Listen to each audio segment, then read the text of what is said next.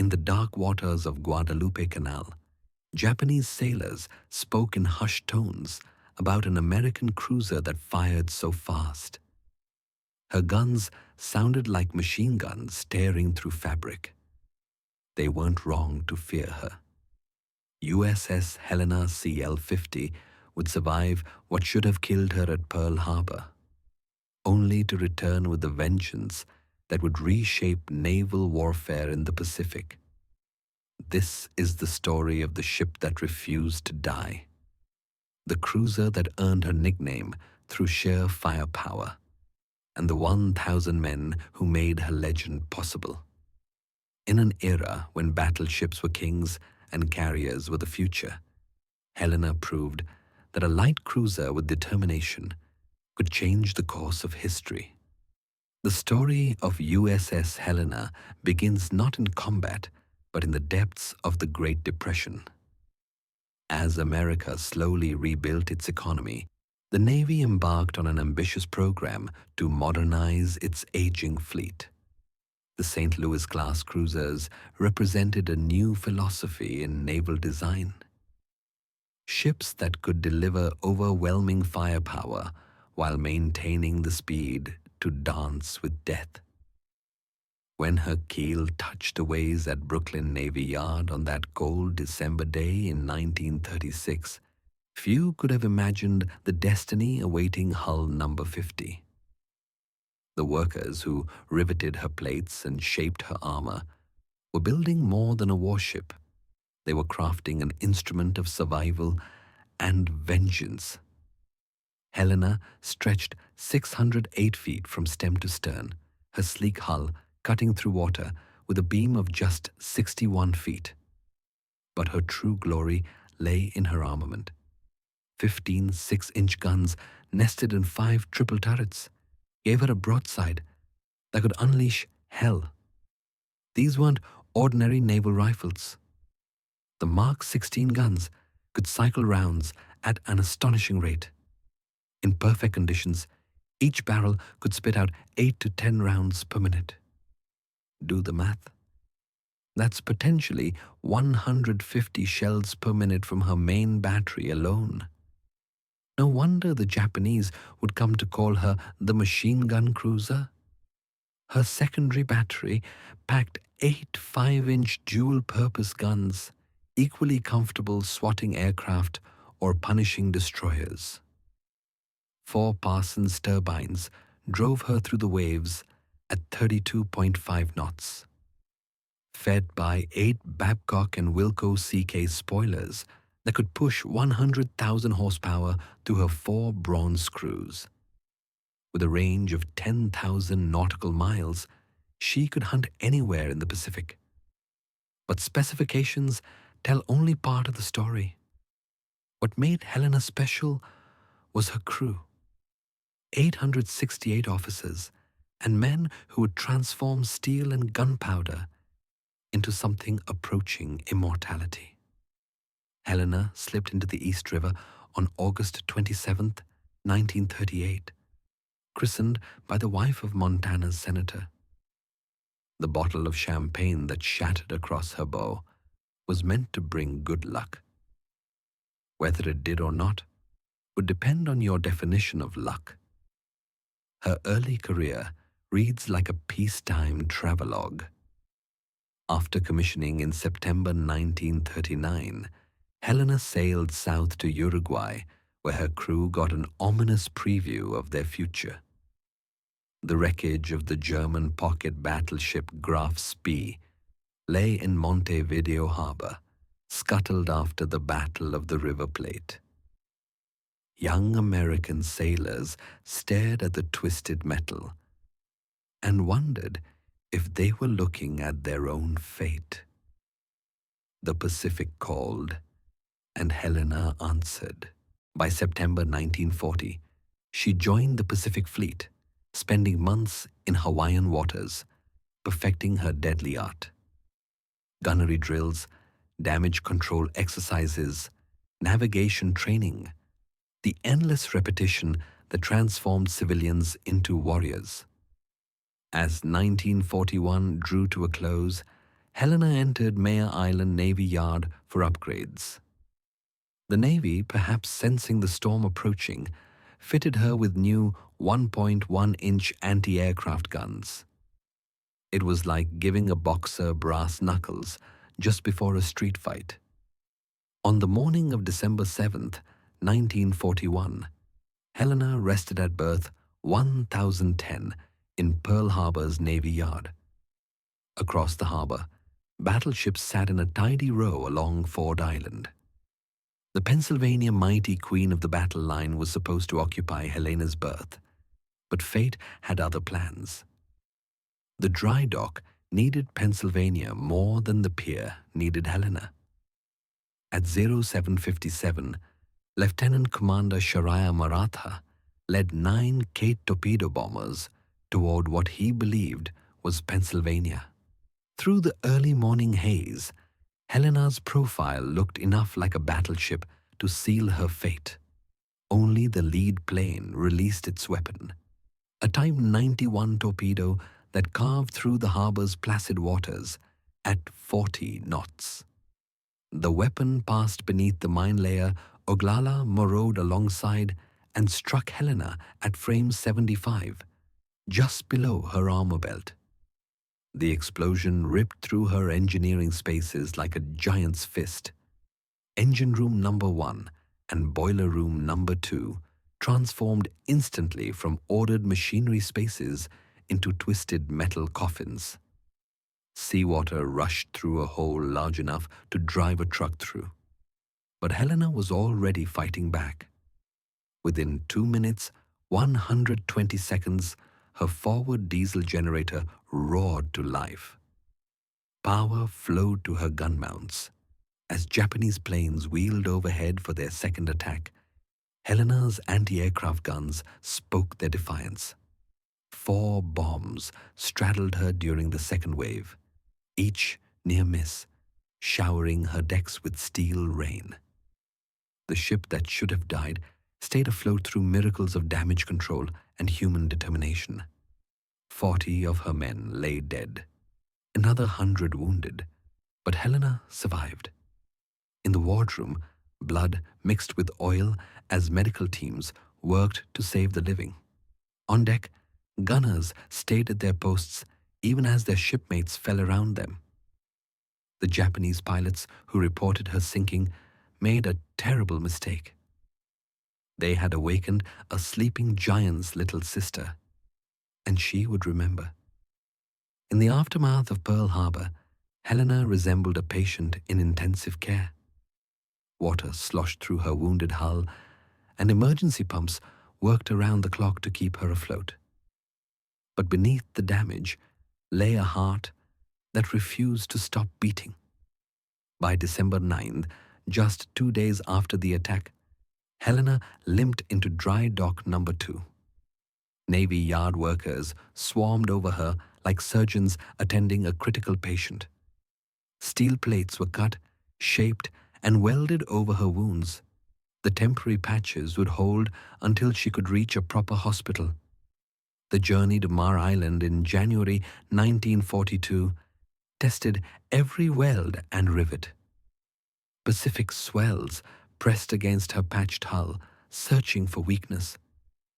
Her crew stood vigilant at damage control stations, ready to shore up any breach. They needn't have worried. Helena was tougher than she looked. At Mare Island, Helena underwent a transformation that went beyond mere repair. The Navy had learned bitter lessons at Pearl Harbor, and Helena would benefit from that brutal education. Her conning tower, which limited visibility during night actions, gave way to an open bridge where antiquated 1.1-inch Chicago pianos once stood. Crews mounted 4 quadruple 40mm Bowers guns. Swedish-designed democracy wrapped in American steel. But the real revolution came in electronics. Helena received the new SG surface search radar, a marvel that could peer through darkness and fog to find enemy ships at ranges that seemed like sorcery. Combined with new FC and FD fire control radars, Helena could fight blind, a crucial advantage in the knife fights awaiting her in the Solomons. While darkness helped conceal ships from visual spotting, radar gave Helena the ability to see without being seen. Under Captain Robert H. English, then Captain Philip, who commanded until September 1942, her crew trained with fanatic intensity. They had accounts to settle. Gunners drilled until they could load and fire in their sleep.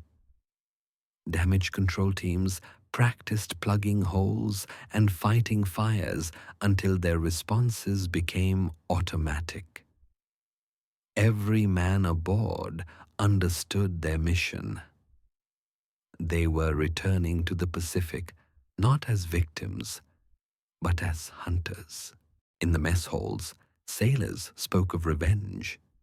In the engine rooms, mechanics coaxed every possible revolution from the turbines. Helena wasn't just repaired, she was reborn as an instrument of vengeance. By July 1942, Helena was ready. As she passed beneath the Golden Gate Bridge, bound for the South Pacific, her crew lined the rail. Some waved at girlfriends and wives on shore. Others stared westward toward the enemy who had drawn first blood. The machine gun cruiser was heading to war. The Solomon Islands in late 1942 were a green hell where America and Japan bled for every yard of jungle.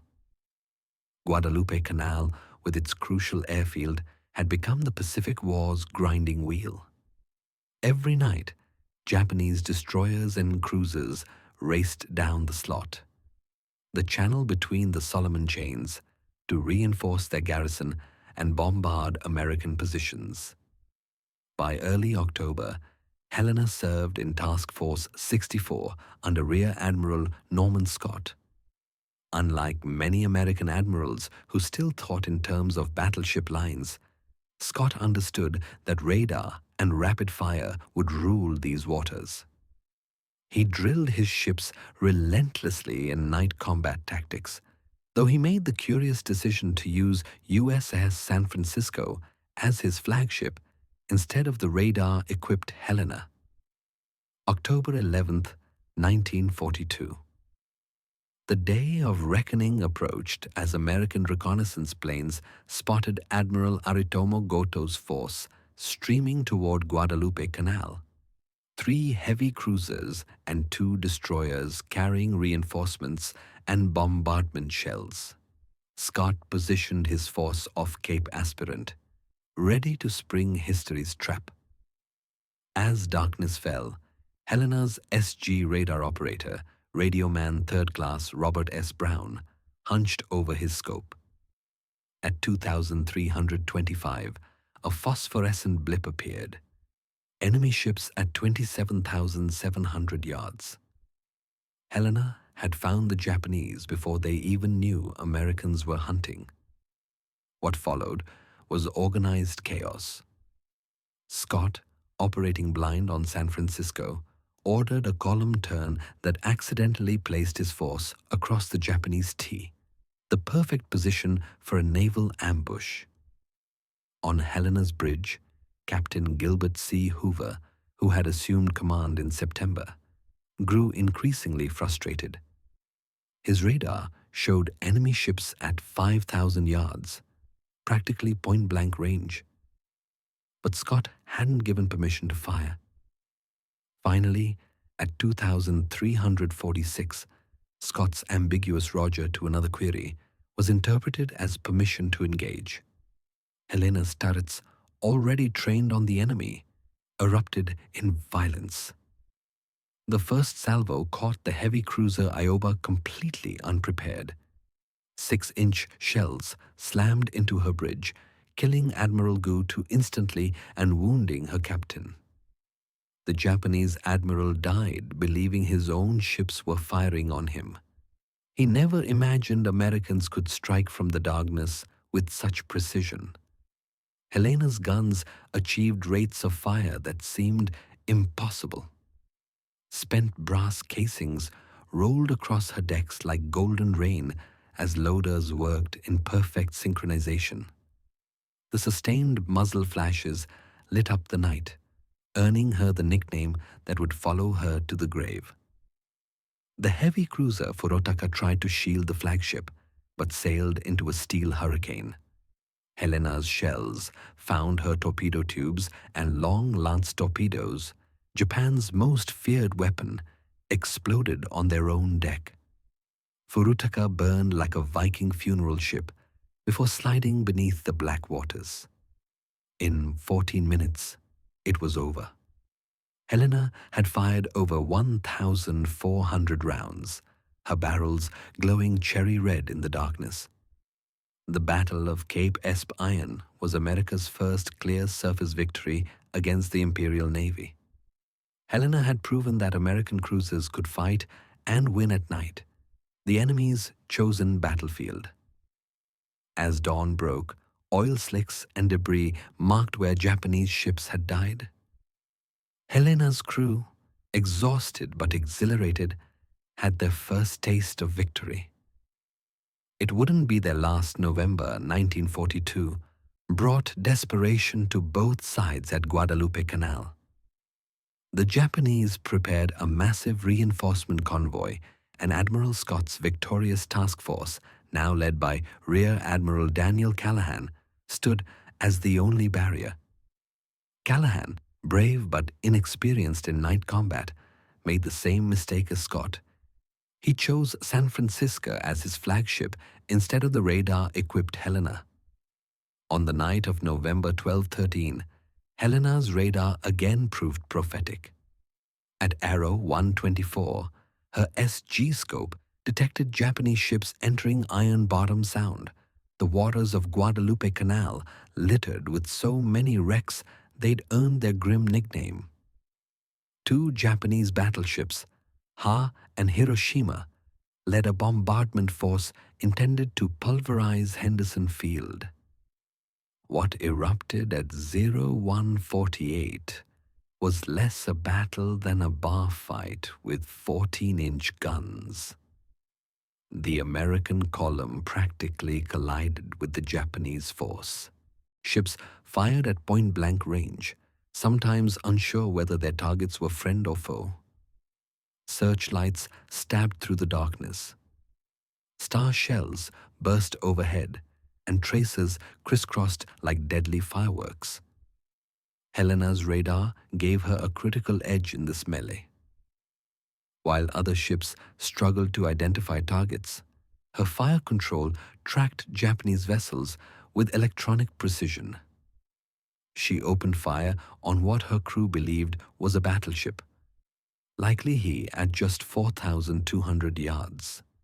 Her rapid-fire salvos walked up and down the enemy's length, sparking fires and explosions. The destroyer Sukiyaki made the fatal error of illuminating Helena with her searchlight.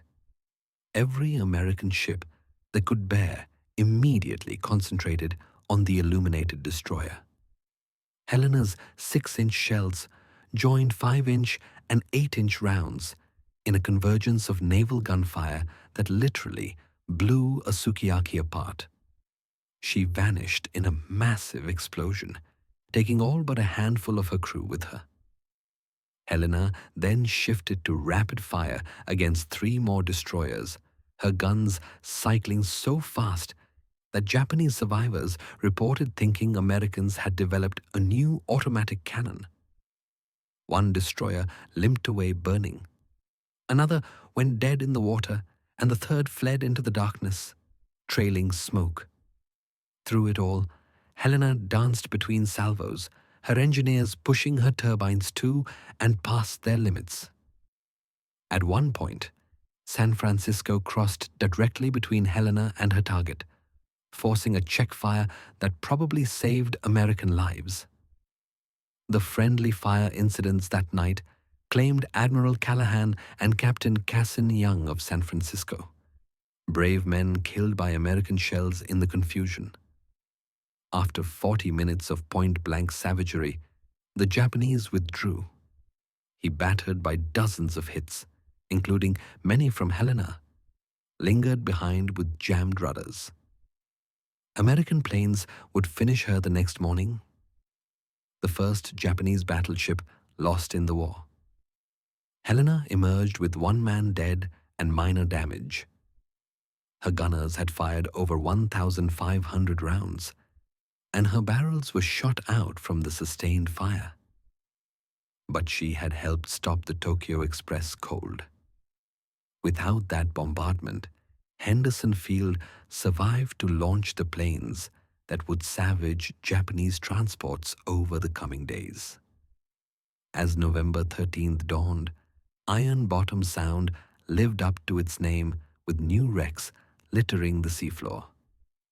Helena had proven herself again, but the cost grew steeper with each battle.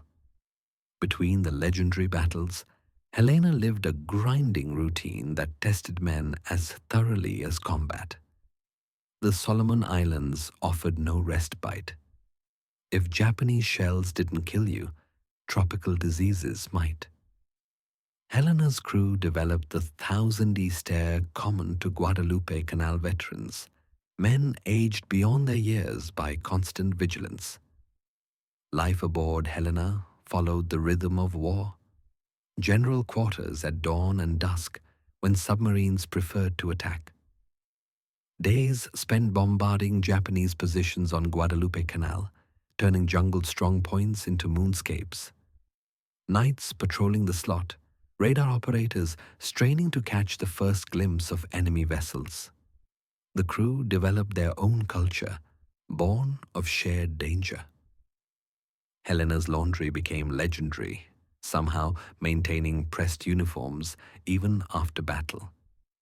The ship's band, Helena's Hottentots, played swing music on deck between actions, their jazzy renditions of blues in the night, carrying across the water to other ships. Food was whatever the supply ships brought: spam, powdered eggs, and coffee strong enough to float a wrench. Fresh vegetables were memories. The ice cream maker, when it worked, produced the most valuable commodity in the South Pacific. Men would trade almost anything for a Dixie cup of vanilla. Captain Hoover proved a steady hand during his tenure. Unlike glory-seeking officers, he understood that survival meant victory in these waters. He drilled his crew constantly, but also knew when to ease the pressure. Movie nights on the fantail, boxing matches on the forecastle, small pleasures that reminded men what they were fighting for. The November 23rd relief of Captain Hoover for failing to adequately report the torpedoing of USS Juno struck the crew hard. They had just fought through hell together, and now the skipper was gone over what many saw as a bureaucratic vendetta. His replacement, Captain Charles P. Cecil, who assumed command in December 1942, had to win over a suspicious crew. Cecil would lead them through their final battles. December 1942 and January 1943 blurred together in routine and exhaustion. Helena bombarded Var and Mundane, supported troop convoys, and chased ghosts on radar screens. Her crew became experts at reading the sea and sky, knowing that survival often depended on spotting the torpedo wake or bomb release a second before the other guy. By February 1943, Helena desperately needed yard time. Her engines wheezed, her guns showed worn rifling, and her hull bore the scars of near misses. The voyage to Sydney, Australia, felt like sailing to paradise. Fresh food, cold beer, and women who spoke English awaited. For a few precious weeks, Helena's men remembered what peace felt like. But wars don't pause for liberty. By April, Helena was back in the Solomons, her guns refreshed, and her crew rested. The next phase of the island campaign beckoned, and the nightly runs down the slot continued. The machine gun cruiser had more work to do. As spring 1943 turned to summer, American forces prepared to leap up the Solomon chain. New Georgia, with its airfield at Mund, represented the next bloody step toward Tokyo. Helena would play her part in preliminary bombardments that turned Japanese positions into rubble. The routine had become deadly familiar. Slip into contested waters under darkness, pummel assigned targets, and escape before dawn brought retribution. On May 13th, Helena led a bombardment group against VA, her shells walking through fuel dumps and barracks with methodical precision. The Japanese, learning from experience, had moved most assets inland, but Helena's guns still found plenty to destroy. June 1943 brought intensified operations. Intelligence reported massive Japanese reinforcement efforts, and every American cruiser worked overtime to interdict these movements. Helena's crew, veterans now, prepared their ship with grim efficiency. Extra ammunition came aboard until her magazines bulged. Damage control materials were propositioned. Men wrote letters home just in case. On June 30th, Operation Toenails, the invasion of New Georgia, began. Helena provided fire support for the landings at Raynova, her 6-inch shells clearing jungle in 100-yard swaths. Japanese shore batteries replied sporadically, their splashes walking toward Helena until counter-battery fire silenced them. July 4th, 1943, Independence Day found Helena bombarding Mound Airfield. The Japanese had reinforced their anti-aircraft positions, and black puffs of flak dotted the sky. Helena's anti-aircraft guns replied their 40-inch at her rounds, creating their own fireworks display. It was democracy versus fascism, traced in tracer rounds. That evening, Helena refueled at Tulagi, taking on oil and ammunition for another night's work. Intelligence had spotted another Tokyo Express run. Destroyers racing south with reinforcements for New Georgia. Task Force 68, with Helena as a key component, would intercept them in Kula Gulf. The crew sensed something different about this mission.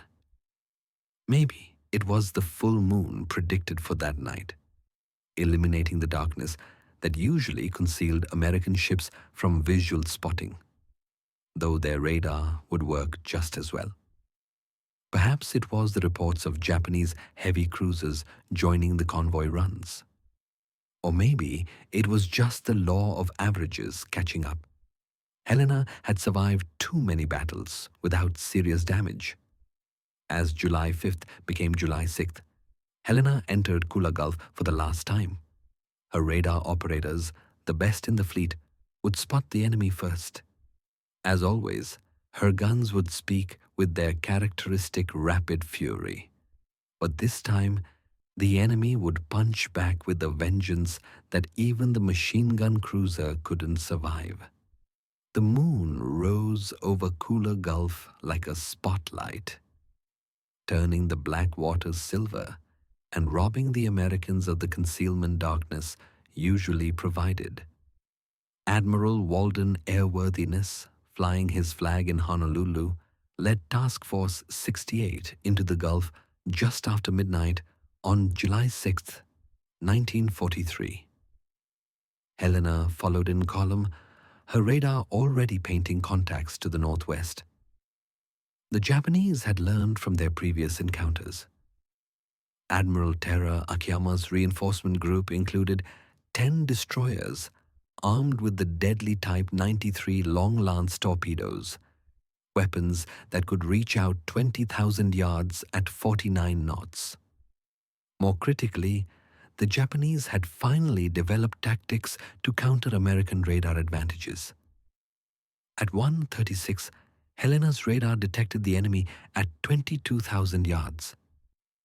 For once, the Japanese radar operators matched American detection, spotting Task Force 68 almost simultaneously. Both sides began their deadly approach, knowing this would be a gunfight where speed mattered more than armor. At 1:57, Admiral Airworthiness ordered the attack. Helena's turrets, already tracking their targets, erupted immediately. Her first salvos targeted the destroyer Atsuki, Admiral Akiyama's flagship. The range was 11,000 yards, comfortable for Helena's experienced gun crews. Niuzuki never had a chance. Helena's second salvo found her, and the following salvos turned the destroyer into a floating pea. 6-inch shells detonated her torpedo warheads, shattered her bridge, and opened her hull like a can opener. Admiral Akiyama died in the opening minutes, his last sight. The muzzle flashes that spelled his doom. But even as Niuzuki died, her sisters had launched their long lances. 10 destroyers fired volleys of torpedoes before turning away at high speed, a tactic that traded gunfire for torpedo accuracy.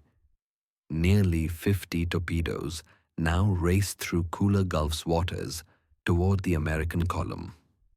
Helena shifted fire to the destroyer Suzuki, her radar-directed shells finding the target despite the range. But she had made a critical error. Her initial salvos used flash-less powder carefully hoarded for night actions. When those special charges ran out, she switched to standard propellant. Each salvo now lit up the night like lightning, clearly marking Helena's position for Japanese torpedo directors. At RO 203, Helena's luck ran out. 3 long lances found her in quick succession, and the machine gun cruiser's death began. The first torpedo struck forward of Turret 1. The explosion was catastrophic. Either her forward magazine detonated or the torpedo's 1,080-pound warhead simply obliterated her bow. Turret 1 vanished in a pillar of flame that reached 200 feet skyward. The blast rolled through the ship, buckling bulkheads and throwing men against steel walls like ragdolls. Before damage control could respond, the second and third torpedoes struck amidships below her armor belt. These hits broke Helena's keel, the ship's backbone.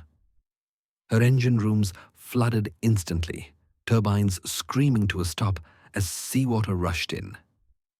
Electrical power failed, plunging internal compartments into darkness, broken only by battle lanterns and flames. Captain Vale immediately recognized the fatal nature of Helena's wounds. With her keel broken, the ship was already beginning to jackknife. He passed the order all captains dread: abandon ship. But Helena's gunners weren't finished. Even as she settled, her aft turrets continued firing, their crews refusing to leave their posts until the last possible moment. Turret 4 fired until seawater flooded the handling rooms. Turret 5's crew manually trained their guns, firing until the list became too severe to elevate their barrels. The ship broke into 3 sections. The bow section, everything forward of Turret 2, had already vanished.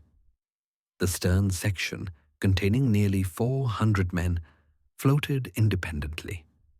The center section, containing the bridge and most of the engineering spaces, rolled over and sank within minutes. Men struggled in the oil-covered water, some wounded, all shocked by the sudden transition from combat to survival. The destroyer Nicholas, risking torpedo attack, moved in to rescue survivors. Her crew pulled exhausted men aboard while her guns engaged Japanese destroyers trying to finish off Helena's survivors. Dawn on July 6 found Kula Gulf littered with the debris of battle, and nearly 500 Helena survivors still in the water. The bow and stern sections remained afloat, serving as temporary life rafts for hundreds of men. But Japanese aircraft would arrive with daylight, and Admiral Airworthiness faced an agonizing decision. Nicholas and Radford had pulled 739 men from the water during the night, their crews forming human chains to haul oil-soaked survivors aboard. But radar showed Japanese warships still in the area, and dawn meant certain air attack. Airworthiness ordered his ships to withdraw, leaving hundreds of Helena's crew behind. For the men still in the water, July 6th became a test of endurance and will. The tropical sun burned exposed skin while salt water tortured wounds. Sharks drawn by blood circled the survivors. Men formed groups supporting the wounded and sharing the few life rafts available. On Helena's floating stern section, Lieutenant Commander John L. Chu organized the survivors. The stern still had some food and water, plus medical supplies. Chu established watches, rationed supplies, and maintained discipline. When Japanese float planes strafed the survivors, men dove beneath the twisted steel for cover. That night, 2 American destroyers attempted a rescue, but were driven off by Japanese warships. The survivors spent another night clinging to wreckage, their numbers diminishing as wounded men slipped away, and sharks took their toll. The story might have ended there, but for Coast Watcher Reverend A.W.E. Sylvester on Vela La Vela Island, he reported the survivors' location and coordinated with local natives to guide rescue efforts. On the night of July 7th or 8th, destroyers Nicholas and Jenkins, along with fast transports Dent and Waters, returned to Kula Gulf. Using whaleboats and rubber rafts, they pulled 165 men from the water and the floating stern section. The stern finally sank during the rescue, as if Helena had waited to ensure her crew was safe before taking her final plunge. But 88 survivors had drifted to Japanese Hell La Vela. For a week, they evaded enemy patrols with help from native scouts and ghost watchers. Living on coconuts and rainwater, moving only at night, they made their way to the island's northwest coast. On July 16th, destroyers Taylor, Mary, Girdle, and Ralph Talbot executed a daring daylight rescue, evacuating the last of Helena's survivors under the noses of Japanese forces.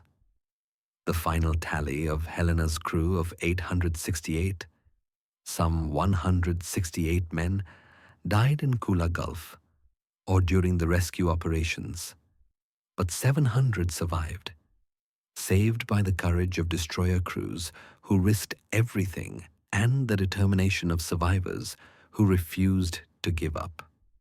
Helena's story could have ended in Kula Gulf, another casualty in the grinding Solomon Islands campaign. But legends don't die easily. In Navy wardrooms and enlisted clubs, veterans told stories of the cruiser that fired faster than any ship had a right to. Her rapid-fire barges became the stuff of mythology, growing with each retelling. The Navy recognized Helena's extraordinary service with 7 battle stars and the first-ever Navy unit commendation awarded to a ship. The citation specifically mentioned Cape Esperance, Guadalcanal, and Kula Gulf, 3 battles where Helena's guns helped turn the tide of the Pacific War. Her influence extended beyond medals. Helena's combat experiences drove changes in American naval tactics and technology. Her successful use of radar in night battles became standard doctrine. The importance of flashless powder was written in blood. Damage control procedures were revised based on her loss. For decades, Helena rested undisturbed in Kula Gulf, her exact location unknown.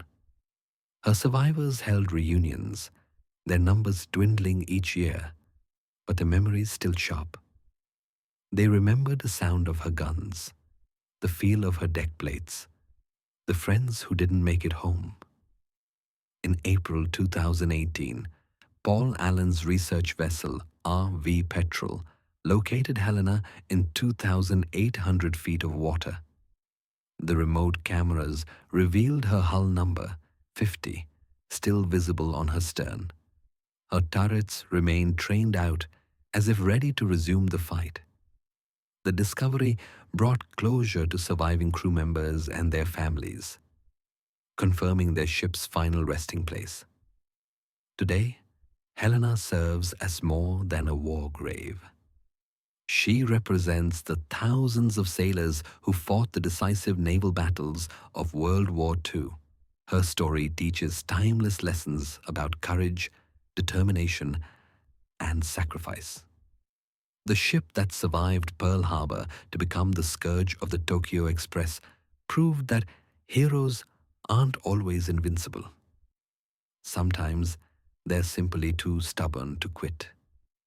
From her birth in Depression-era Brooklyn to her death in the tropical waters of the Solomons, Helena embodied the American war effort.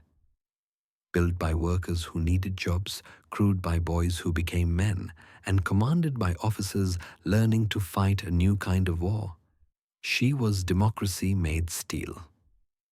The Japanese were right to fear the ship they called the machine gun cruiser. But Helena was more than rapid-firing guns and advanced radar. She was 868 Americans who refused to accept defeat, who turned tragedy at Pearl Harbor into triumph at Cape Esperance and Guadalcanal. Even in death, she extracted a price, her guns firing until the water claimed them. In the depths of Kula Gulf, Helena keeps her last watch. Coral grows on her turrets. Fish swim through her passages, but her legacy lives on. She remains what she always was, the fighting ship that earned her nickname through sheer determination and a testament to the generation that saved the world. They called her Machine Gun, and she lived up to her name until the very end. In the annals of naval history, few ships fought harder, died better, or left a prouder legacy than USS Helena CL-50. She was, as her crew always knew, one hell of a fighting ship.